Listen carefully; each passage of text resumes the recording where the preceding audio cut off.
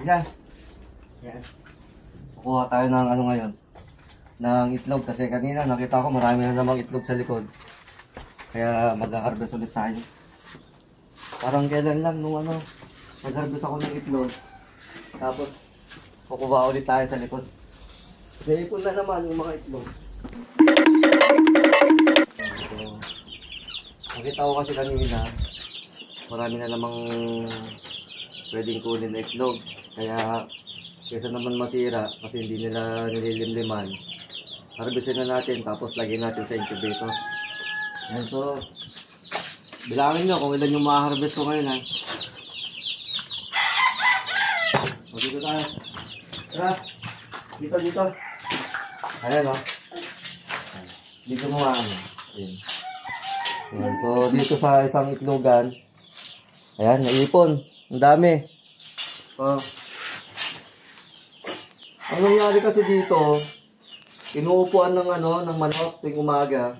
Tapos pag bandang hapon na, umaalis. Kaya, sayang. Moti. Maingay. Nagbibideo sa dati. Ayan, so harvestin ko na lang siya.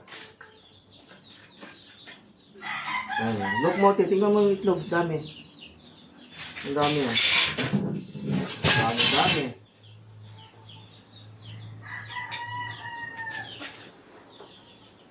So, ang gagawin ko dito, kakadlingin ko mamaya, kakadling ko.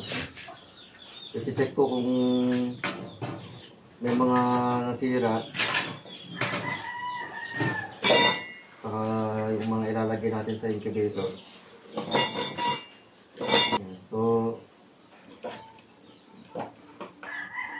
So dito pa lang, so 5, 10, 15, 19 na piraso.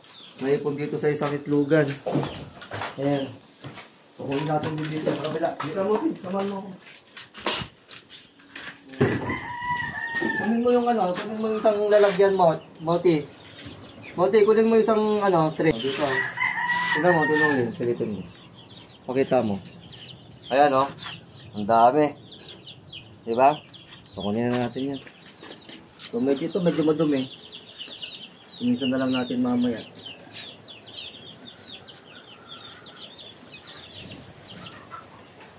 Parang kailan lang nung kumuha ulit ako.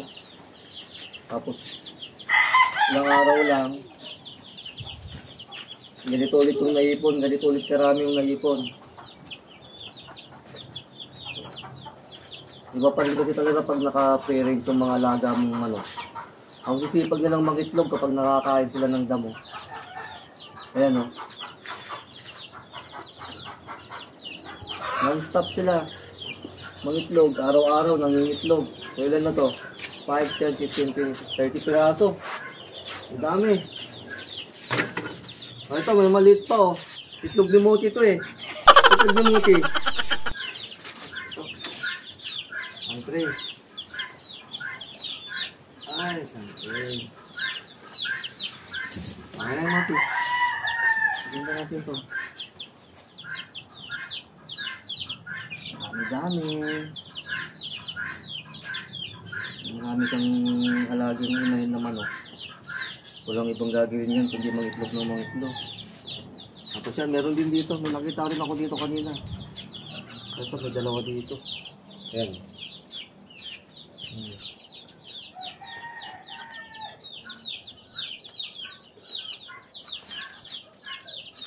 Dito ulit. Meron pa dito eh. May nakatago pa dito. Ito. Ayan o. Silipin mo nga. Silipin mo. Ayan o. Tapos dun sa kabila. Dalawa yan. Ayan dun sa isa. Malapit ka dyan. Ayan o. Ang dami. Ayan o. Ayan. Silipin mo ako. Pulutin na natin to. Baka... I see a crack in the egg. Ayan. I saw a crack. May crack. Ayan. Ito, ang dami rin dito. Ipon. May crack, yung egg. Yes. Yung maliit. Opo. Pabayaan mo. The chicken, the chicken, I think Ang ganda talaga pag ano, pag nakawala yung mga alaga mo. Daddy. Ano. Daddy, Oh. when a egg have a crack and Ito. Yeah. the egg So, will not mapipisa. no, Mapipisa. what is that? 5, 10, 15, 22. Ano? So, 22 plus 35. 35 ba yun doon? 30. Ang dami. So, mga parites, i-share ko sa inyo ano ba yung sikreto ko bakit ang sisipag mangitlog ng mga manok. Isa sa mga dahilan kung bakit masipag mangitlog yung mga manok. Dahil siguro nakawala sila tapos nakakakain sila ng mga sariwang damo. So, eto, diba? So, may libre na naman tayong pang-ulam. Yan, na pwede natin lutuin. Diba? Guys, Sa next video natin mga parites, i-share ko sa inyo paano ano ang sikreto, bakit ganito karami mag-itlog yung mga manok araw-araw.